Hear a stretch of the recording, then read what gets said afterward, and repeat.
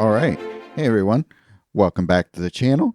Webcore has been letting us spoil some terrifying masterpieces for this spoiler season, and I got another one here for you. It is Torpor Orb, 9 mana, colorless support card, is an artifact with 4 shields. And let's see what it does here. The first one is when a creature enters the battlefield, disable it until the beginning of its controller's next turn. If it is an opposing creature, it gains stun counter 1. So we could just take that piece by piece. So this is basically kind of an answer to Authority of the Consoles in a way. It's putting this effect back into standard, but it's also, if it's a opposing creature, it's basically doing double duty, because if it's gaining stun counter, that means it'll be disabled on your opponent's next turn, and it won't be enabled until a turn after that. So cards that enable creatures are going to be very useful to counter this card here. So next we got the second part.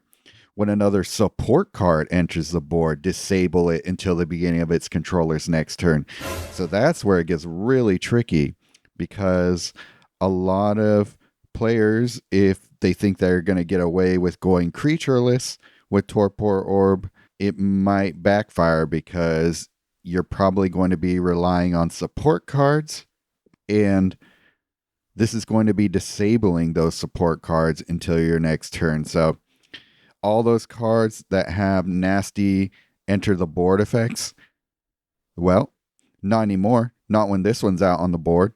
Anything really, something like an, Omni, that is going to be basically rendered useless for a turn, which is kind of crazy to think. But, in standard, there's a lot of things like Sunken Citadel, for example. I don't think Leyline of the Guild Pact would be affected by the overflow, so maybe not there, but Virtue of Knowledge, that's one that will be rendered useless for a turn. And yeah, you can, keep going. But wait, there's more. Then, each support card that isn't named Torpor Orb from that controller loses 1 shield. This can affect Vanguard supports. So this is even doubly nasty. So any card that isn't Torpor Orb, when this card triggers, this is kind of a little bit of support destruction. It's a weaker support destruction than some of the other things around, but this basically makes cards like Suppression Bond, Hixis pretty much useless. Also, and this is a very big also, this will affect token supports as well.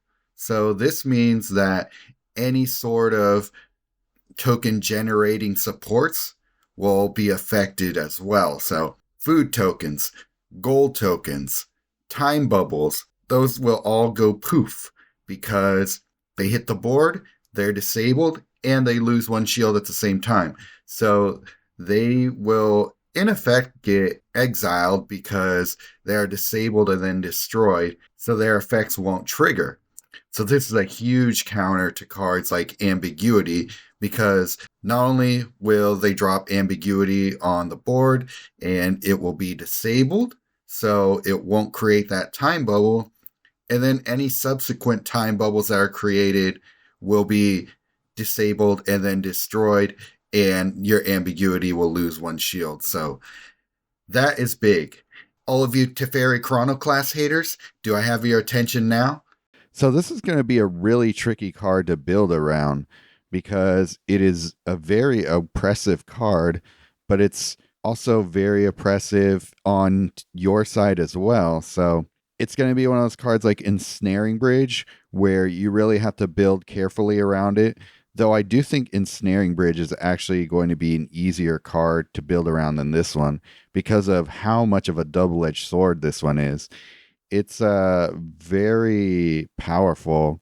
Similar to Authority of the Consoles, you have to plan around any of your cards that have strong ETB effects.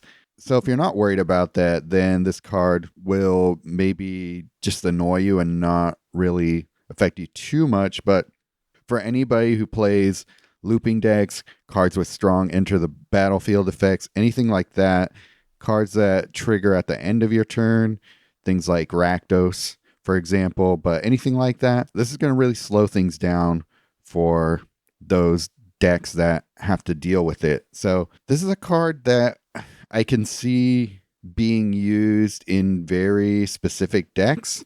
I don't think it's one that you necessarily want to put into every deck because it's just very niche in that way. It's really meant to answer against a few specific threats. It's tough to necessarily put this in as a staple card, but if you know you're facing a deck that could possibly do things that you don't want to have a card that will really enable combos and loops and all that, then this might be a card worth building for. But yeah, it's really interesting. You know, I've been looking at the 3 masterpieces that have come out in spoilers so far. Actually, let's take a look at those now. So here are the upcoming masterpiece supports. I'm definitely not going to break down the other 2 cards because Nalthazar and Godsmaster already did that. So you definitely, if you haven't watched those videos, you're going to want to check those out. I will link to them in the description below. But which one of these do you think is the most terrifying? And which one do you think is going to be the most useful? I mean, I personally think that Demolition Field will be the one that I use the most because it has no downside on your turn. Torpor Orb and the Desert both have major downsides potentially on your turn. So all these kind of have a little bit of like a rock, paper, scissors sort of thing going on with them where they kind of all counteract each other in a way. I don't think you're going to want to put these all in one deck. I mean, maybe you might want to just try it out for, you know, S's and giggles. But all 3 of these cards answer very specific threats. So you really have to choose which one is going to be the most useful in any given deck for any given match. So yeah, I don't know. What do you guys think? How do you feel about these cards moving into the game? Do you feel like they are good answers to the meta's current threats? Or what would you suggest are better options, or, you know, just other ideas that maybe you would have thrown out instead of these cards? Either way, you know, there's a lot to discuss about all 3 of these cards, and I'm just looking forward to the debate. There are a lot of the Discords out there that are really discussing all these cards in much fervor and passion. So if you're interested in joining any of those Discords, definitely let me know, and I'll see if I can invite you to those if you're not already in them. Make sure, if you haven't watched the other spoilers that I've put out, you follow the link at the end of this video. All right, see you next time.